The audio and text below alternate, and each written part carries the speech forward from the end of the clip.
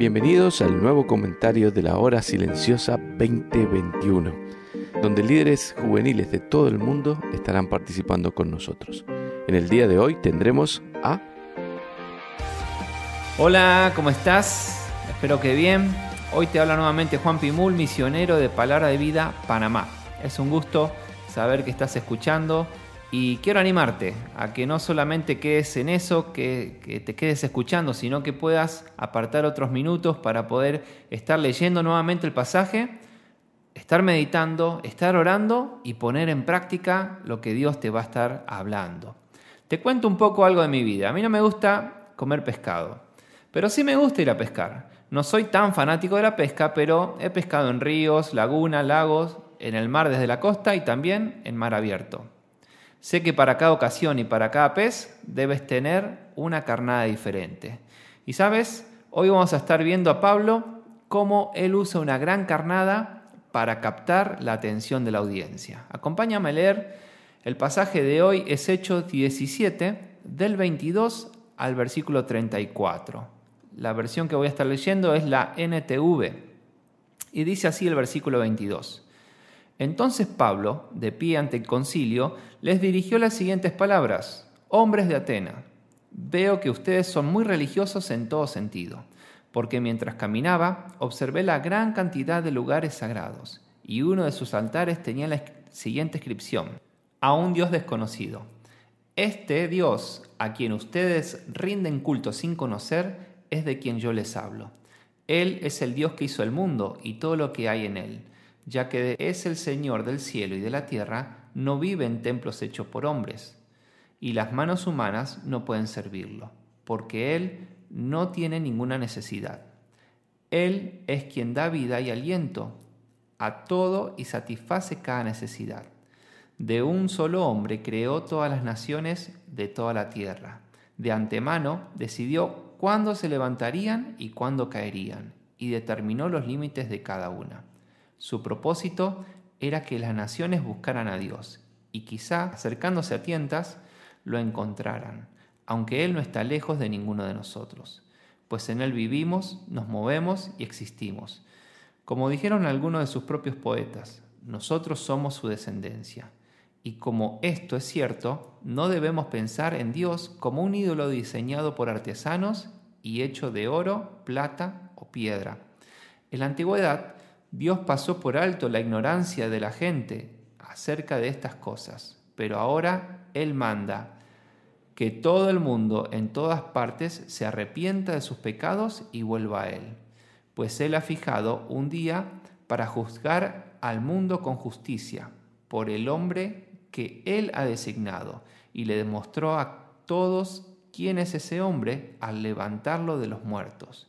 Cuando oyeron a Pablo hablar acerca de la resurrección de los muertos, algunos se rieron por desprecio, pero otros dijeron: queremos oír más sobre este tema más tarde.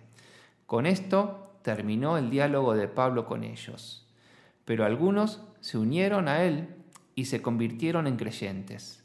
Entre ellos estaban Dionisio, un miembro del concilio, una mujer llamada Dámaris y varios más. ¡Wow! ¡Qué pasaje poco extenso!, ¿no? Pero ahí vamos a hablar algunas cositas en cuanto a esto.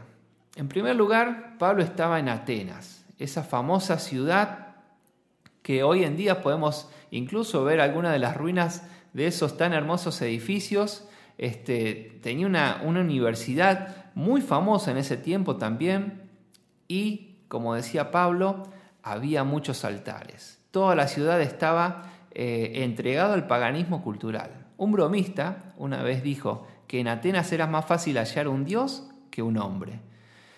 No está en el pasaje de hoy, pero en el versículo 16 dice así: mientras Pablo les esperaba en Atenas, se indignó profundamente al ver la gran cantidad de ídolos que había por toda la ciudad. Podemos ver a Pablo cómo está con su corazón partido, un gran peso por esa ciudad, ¿sí? Comenzando este capítulo o este pasaje, vemos el versículo 22, que aquí, en esta versión que leí, dice la palabra concilio. En la de 1960 dice aerópago. Y esa palabra nos habla de un lugar o de un tribunal, ¿sí? Y en este caso, estas personas que estaban en autoridad en ese lugar, estaban en cuanto a asuntos religiosos.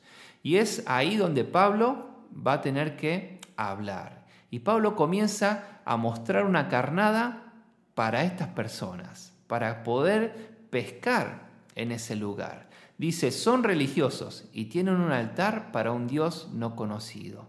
Pablo les habla de cosas comunes para ellos. Pablo incluso le habla de un lugar exacto en la ciudad, para que ellos puedan identificarse bien.